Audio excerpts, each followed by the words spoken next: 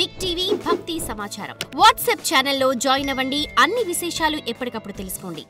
కలియుగ నాయకుడైనటువంటి శ్రీ వెంకటేశ్వర స్వామి వైభవాన్ని మనం శ్రవణం చేయాలి అని 7 రోజుల్లో మనం అనుకున్నాం. మొట్టమొదటి రోజు నిన్న మనకి భాగవతమే సరిపోయింది. ఈ రోజు నుంచి ఉన్న రోజుల్లో శ్రీ వెంకటాచల మహాత్మ్యాన్ని మనం తెలుసుకునే ప్రయత్నం చేద్దాం. ఒక్కొక్క యుగానికి ఒక్కొక్క స్వామి ప్రభువుగా ఉండి మనని రక్షిస్తూ ఉన్నాడు. మనకి కృత, త్రేత, ద్వాపర, కలియుగాలు 4 ఉన్నాయి. ఒక్కొక్క యుగంలోనూ ఒక్కొక్క స్వామి ఈ లోకాన్ని మొత్తాన్ని సంరక్షిస్తూ ఉన్నట్టుగా మనకి శాస్త్రాలన్నీ తెలియజేస్తున్నాయి. కృతేతో నరసింహభూత్, కృతయుగం మొట్టమొదటిది. ఆ కృతయుగంలో నరసింహస్వామి అందరినీ రక్షిస్తూ ఉండేవాట. అందరికీ ఇలవేల్పుగా తానే ఉండేవాడు. త్రేతాయాం రఘునందన, రామావతారం త్రేతాయుగంలో అక్కడున్న వారంతా కూడా రాముణ్ణే ఆరాధిస్తూ ఉండేవారు. రాముడంటే ఎంత ప్రాణమో ప్రతివాడికి. రామాయణం మనం చూసినట్లయితే యశ్చ రామో నపశ్యేత్తు ఎంచ రామో నపశ్యతి, ప్రతివాడు రామచంద్రుని చూడాలని కోరికుంటుందట. పోనీ రాముణ్ణి చూడడం కాదు, రాముడే మనని చూస్తే బాగుండు. ఏది మంచిదరా ఈ రెండిట్లో పిల్లలు? రాముణ్ణి మనం చూడాలా, రాముడు మన్ని చూడాలా? అమ్మా తెలివిగలవాళ్ళండి కరీంనగర్ పిల్లలు. రాముడే మన్ని చూడాలంటున్నారు. నిజమండి. రాముణ్ణి మనం చూడాలి అనుకుంటే ఎక్కడ కనపడతాడు? కనపడతాడు. కానీ ఆయన రాముడిని మనం విశ్వసించాలి కదా. అందువల్ల ఆయనే మన్ని చూస్తే ఎంత బాగుండు. అందుకని రామాయణ కాలంలో ప్రతి ప్రజ కూడా ఇలాగే అనుకునేవారట. రాముని చూడాలి చూడాలి అని తహతహలాడేవారు. చిన్నపిల్లల దగ్గర నుంచి ముసలి వాళ్ళ వరకు కూడా అందరూ కూడా రామ రామ రామ అనుకుంటూ ఉండేవారు. అనుకుంటూ ఇద్దరు ప్రేయసీ ప్రియులు కలిశారనుకోండి, వాళ్ళు ఏం మాట్లాడుకుంటారు? వాళ్ళు ఇదే మాట్లాడుకుంటారు. ఏమే ఈరోజు రాముని చూసావా? లేదు లేదు, నువ్వు చూసావా? ఇలా రాముడిలో ఉన్నటువంటి కళ్యాణ గుణాలని ముచ్చరించుకుంటారు తప్ప వేరు వాళ్ళ కాలక్షేపం లేదట. అంత గొప్పవాడు శ్రీరామచంద్రుడు. ఒకవేళ గనక రాముణ్ణి వీళ్ళు చూడకపోయినా, రాముడు వీళ్ళని చూడకపోయినా లోకమంతా వాడిని నిందిస్తుందట. అరే వీడు రాముడిని చూడలేదురా, ఎందుకు వీడి బ్రతుకు అనుకునేవారట. ఓ విచిత్రం ఏంటంటే రామాయణ కాలంలో రాముడు అరణ్యవాసాలకి వెళ్ళాడు. ఎన్ని సంవత్సరాలు వెళ్ళాడు అరణ్యాలకి? అబ్బో మీకు బాగా తెలుసరా పిల్లలు, 14 సంవత్సరాలు. ఆ 14 సంవత్సరాలు అరణ్యవాసానికి వెళ్ళినప్పుడు ఎవరు పుట్టారో ఆ పుట్టిన వాళ్ళని చూసి రాజ్యంలో ఉన్న వాళ్ళంతా తిట్టుకున్నారట. చిచ్చి వీడు రాముడు లేనప్పుడు పుట్టాడు, రాముడిని వీడు చూడలేదు, రాముడు కూడా వీడిని చూడలేదు, అయ్యయ్యో దౌర్భాగ్యుడు, దురదృష్టవంతుడు అని అందరూ అనుకున్నారట. ఎందుకు? రాముడంటే ఎవరు? ఒక మంచి నాయకుడు, మంచి వ్యక్తి, మంచి పరిపాలకుడు, అలాంటి సాక్షాత్తు మహావిష్ణువు కదా ఆయన. అలాంటి ఆయన చూస్తే మంచిది కదా. అలాంటి వారి చూపు పడింది అనుకోండి, మన రేఖలన్నీ మారిపోతాయి. మంచి వాళ్ళ దృష్టి ఎప్పుడు మన మీద పడాలి. పడాలా వద్దా?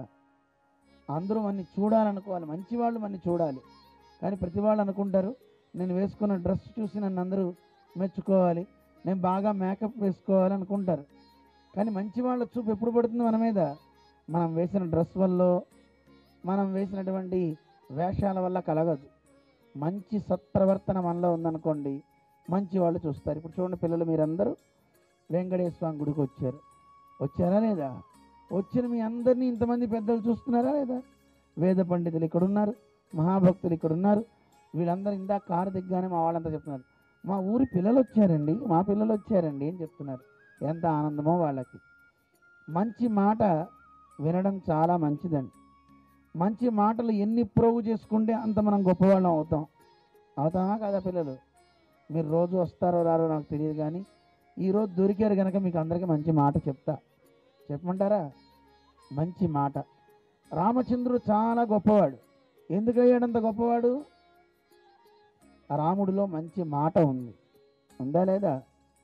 మంచి మాట అంటే ఏమిటో తెలుసునా? మంచి మాట అంటే ఎవరు చెప్తారు పిల్లలు? చెప్పండి. మంచి మాట మాట్లాడగలరా? మాటని మంచిగా ఎంతమంది మాట్లాడగలరు మంచిగా మాట్లాడడం?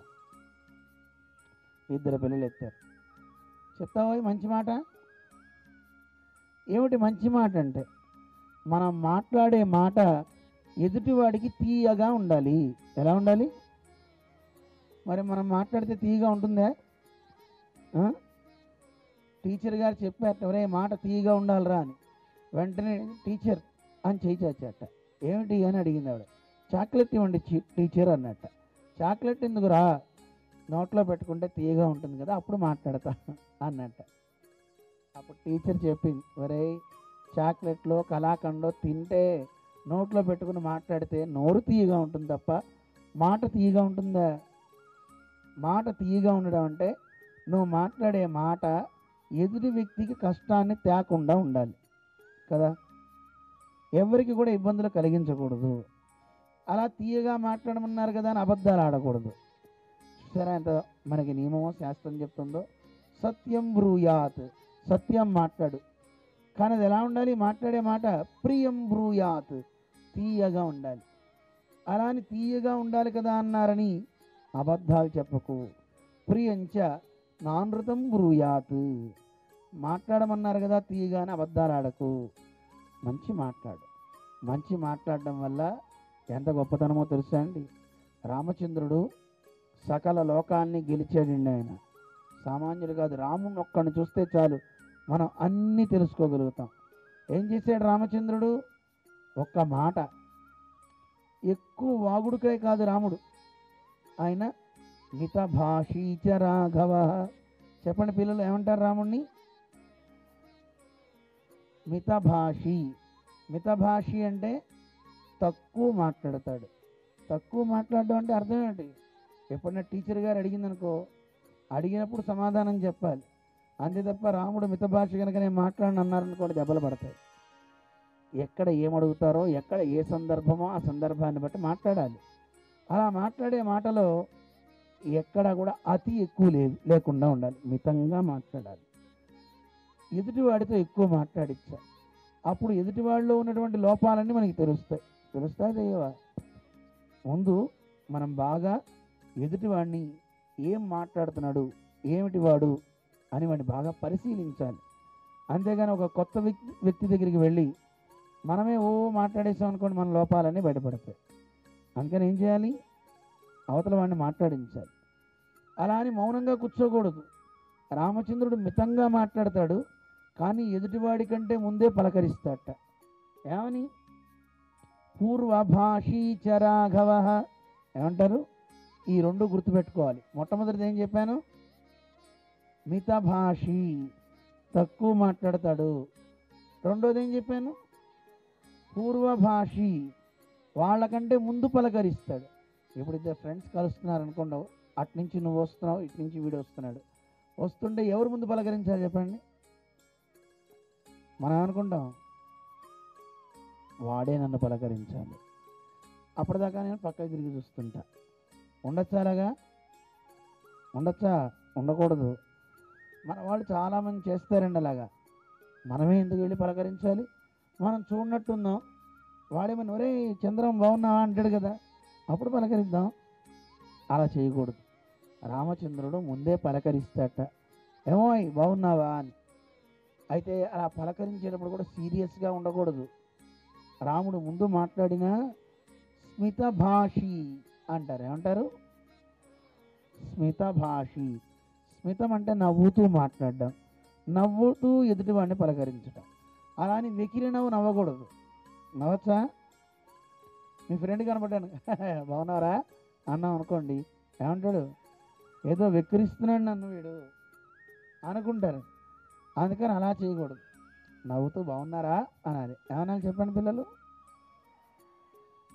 అలా నవ్వుతూ పలకరించాలి ఎదుటివాడి కంటే ముందే. అలా మాట్లాడితే ప్రతివాడు చాలా గొప్పవాడు అవుతాడండి. మితభాషి, పూర్వభాషి, స్మిత పూర్వభాషి. చెప్పండి ఒకసారి. మితభాషి. గుడ్, మీకు వచ్చేసింది. మరి మనం తయారవుదాం అలాగా. ఇలా మాట్లాడితే వాడందరూ రాముడే అవుతారండి. ఈ గుణం కావాలండి. అందుకే రాముడిని చదవండి, రామాయణం చదవండి అంటారు. రాముడి గురించి తెలుసుకుంటే మనం కూడా గొప్ప వ్యక్తులం కాగలుగుతాం. ఏం చేశాడో తెలుసా అండి రామచంద్రుడు? గురు శుశ్రూషయా విద్య, గురువు దగ్గర శుశ్రూష చేసి విద్య మొత్తం నేర్చేసుకున్నట్ట. ఏం నేర్చుకున్నాడు? విద్య. శుశ్రూష అంటే ఏమిటి అర్థం? 2 అర్థాలు ఉన్నాయి. శుశ్రూష అంటే సేవ చేయడం, శ్రోతుమిచ్చు శుశ్రూష బాగా వినాలనే కోరికతో ఉండడం. మీకు కూడా వినాలని ఉంది. ఇందాక చూసా, వచ్చినప్పుడు పిల్లలందరూ ఉన్నారు, మనకెందుకులే అని వెళ్ళిపోయారు. మళ్ళీ వచ్చారు, చక్కగా కూర్చున్నారు. శ్రద్ధాళువులే మీరందరూ, గొప్పవాళ్లే. వినాలని కోరుకుందే లేదా? గుడ్, మంచివాళ్ళు. వినాలనే కోరిక ఉంటే వాడు కూడా గొప్పవాడు అవుతాడు. For more videos like this, subscribe Big TV channel.